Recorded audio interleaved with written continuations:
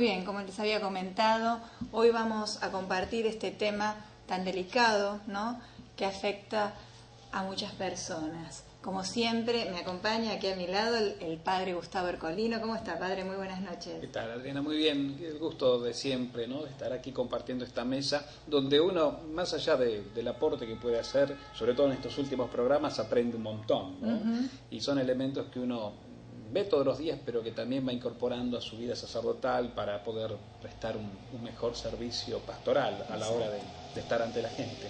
Bien, bueno, vamos a pasar a presentarlo, bueno, porque ya es del staff del programa, ¿no? Ya como todos los conocen, está el doctor Roberto Re, médico psiquiatra, pertenece a la Red Sanar. Muy buenas noches, doctor. Muy buenas noches, Adriana, un gusto de participar con el padre y con usted en el programa. Bueno, el gusto es nuestro, ¿eh? Hoy vamos a tratar este tema tan delicado, como la enfermedad de Alzheimer. ¿Qué nos puede comentar sobre este tema, de cómo prevenirlo, cómo afrontar esta enfermedad tan delicada y tan cruel? En los últimos años ha habido un aumento porque la población está viviendo más y esto genera nuevas enfermedades. La enfermedad de Alzheimer es, después de los 80 años, la demencia más frecuente. Más del 50% de las demencias, en algunos datos más del 80% de las demencias después de los 80 años son por enfermedad de Alzheimer. No es la única enfermedad demencial, hay otras también de mucha importancia, como es el accidente vascular cerebral, la demencia vascular. Por lo tanto, yo diría que estas tres son, sin lugar a dudas, las patologías más graves después de los 65 años. Y como concepto central del programa, yo quiero transmitirle al público de que el cerebro, el órgano de la vida, tenemos que aprender a cuidarlo. De la misma forma que el doctor Favaloro nos enseñó que el corazón debíamos también cuidarlo, cada órgano hay que cuidarlo, pero por sobre todas las cosas, el órgano de la excelencia, aquel que nos permite la autocomprensión y la adaptación al mundo, es el cerebro. Por lo tanto, es el órgano mayor de la vida y cada uno de nosotros tiene que tomar conciencia de la necesidad y de la imperiosa y categórica necesidad de cuidar el órgano de la vida como es el cerebro, a través, bueno, de la prevención, a través de lo que vamos a hablar en el programa de hoy. Exacto. Padre. No, es todo un tema realmente, ¿no? Hermoso y apasionante, no el mal en sí, hermoso decimos, sino lo apasionante que es conocer todo el misterio de la mente humana, ¿no? Cómo a veces nos juega pasadas que no comprendemos, cómo realmente se deteriora a veces por la situación propia de la vida, por situaciones que los va a explicar mejor el doctor, pero a veces supongo que también que deben ser genéticas, en fin, y conocer, estar al tanto de esto, especialmente si tenemos nosotros en la cercanía de nuestro ambiente un enfermo, yo digo, con estas características, porque claro, todo enfermo, si no es cuidado con amor, suele enfermar el ambiente. Pero a mí me parece, por la poca experiencia que tengo de familias y conocidos que tienen enfermos de esta naturaleza, un enfermo mental, un enfermo con el mal de Alzheimer, enferma todo el núcleo familiar, por lo que significa, por lo difícil que es. Y yo creo que se tiene que entrenar toda una familia para acompañar a un paciente así. Y tiene que tener, como bien mencionó, mucho amor. Y mucho amor, hacerlo, ¿no? y seguro que sí. Doctor, ¿se puede prevenir esta enfermedad? En realidad sí, es una enfermedad generalmente crónica y de muy mal pronóstico, pero bueno, todos los autores internacionales coinciden de que es una enfermedad de origen genético en la inmensa mayoría de los casos y por lo tanto tiene un devenir, un decurso que responde a la genética.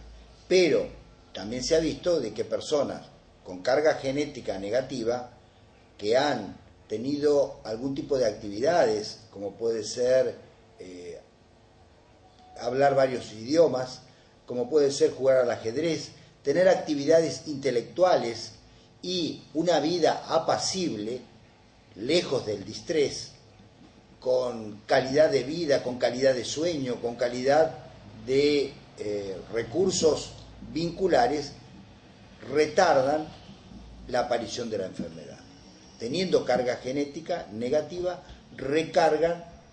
demoran el inicio de los síntomas y de la enfermedad. Con lo cual, evidentemente, es una enfermedad en este sentido totalmente previsible. Bien. ¿Y cómo afrontar una enfermedad así, no? ¿Cómo afrontar la familia?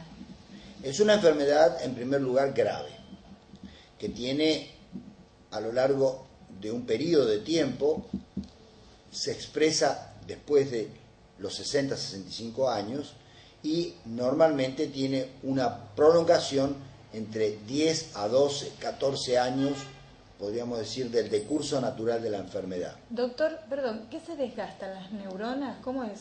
En realidad, las neuronas se destruyen por la aparición de depósitos de neurofibrillas que neurodegeneran el interior de la neurona.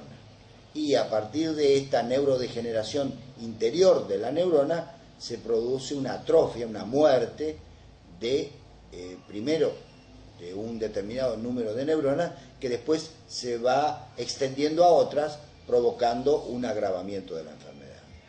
Es una enfermedad con una neuropatología ya reconocida y en realidad los tratamientos, que son de tres tipos: farmacológicos, psicosociales y de cuidados, como bien dijo el padre, es decir, evidentemente tiene distintos actores sociales los que van a contribuir a mejorar la calidad de vida de estos pacientes.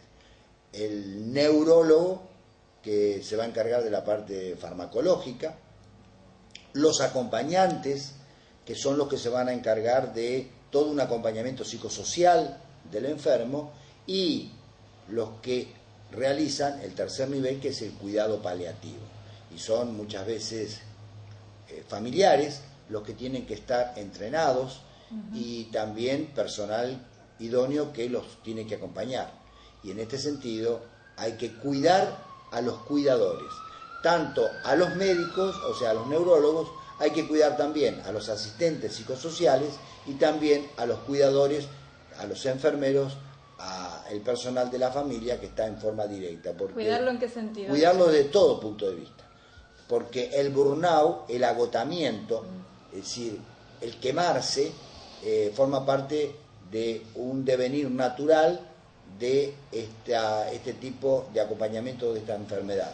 Porque son enfermedades invalidantes que, por otro lado, terminan con un fracaso, porque los tratamientos son siempre paliativos y termina esto lamentablemente con la vida del enfermo, y por lo tanto la expectativa de vida que puede tener la familia o los agentes cuidadores siempre es baja, y el deterioro gradual que va desarrollando la enfermedad a través de los años, término medio 10, 12 años, provoca un desgaste en los cuidadores, en el personal de la familia, en el personal de servicio, que es importante cuidar por parte del equipo. Por eso estos pacientes deben ser siempre asistidos no por una sola persona, sino por un equipo de agentes que en cada nivel pueden brindar una mejor calidad de asistencia para mejorar, ¿no es cierto?, un deterioro que siempre es progresivo y mortal. ¿Y qué pasa? Es una pregunta personal, ¿no? ¿Qué pasa con las personas de bajos recursos y que están pasando esta enfermedad? Bueno, es todo un problema de asistencia, porque aquellas personas que no tienen recursos tienen muchas veces el único recurso, que es la familia. Y es el mejor recurso, sin lugar a duda, una contención familiar amorosa, como proponía el padre, pero con una contención amorosa, pero que el bien hay que hacerlo bien. Por lo tanto, requiere también un entrenamiento de parte de los agentes familiares para que no se desgasten en esta circunstancia. Pero cuando el imperio de la enfermedad ya implica complicaciones que muchas veces tienen que ver con,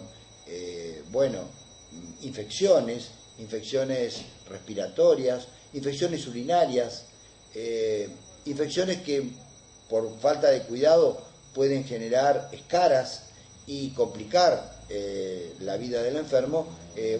Requiere por eso un cuidado profesional, y muchas veces los sistemas de salud y las prepagas no cubren la totalidad de la atención de este tipo de pacientes. Por eso yo creo que en este sentido la familia tiene que estar siempre amorosamente al lado de estos enfermos. Bien.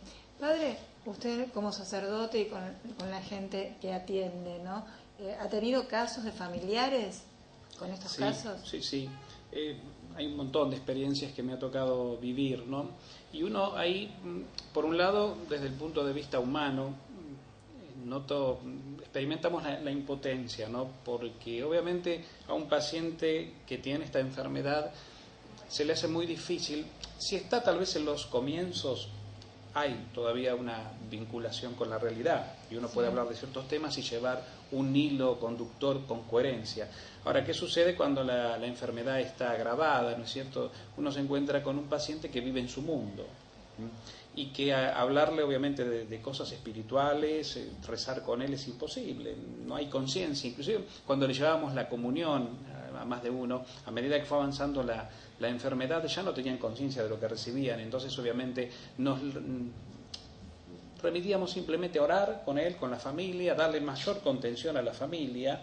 Yo creo que uno de los entrenamientos de la familia, del enfermo, es que tengan esta mirada sobrenatural, una fe fuerte, afirmados en la esperanza y no en el derrotismo, sino en el amor y en la aceptación de la voluntad de Dios a través del hermano, del familiar querido que tienen ahí con este problema, y rezar mucho por el paciente, ¿no? Para que el Señor lo asista y tenga la mayor paz del mundo. Yo creo que son enfermos que, al estar desconectados de la realidad, no sé si tienen, digamos, sufrimiento, no lo sé.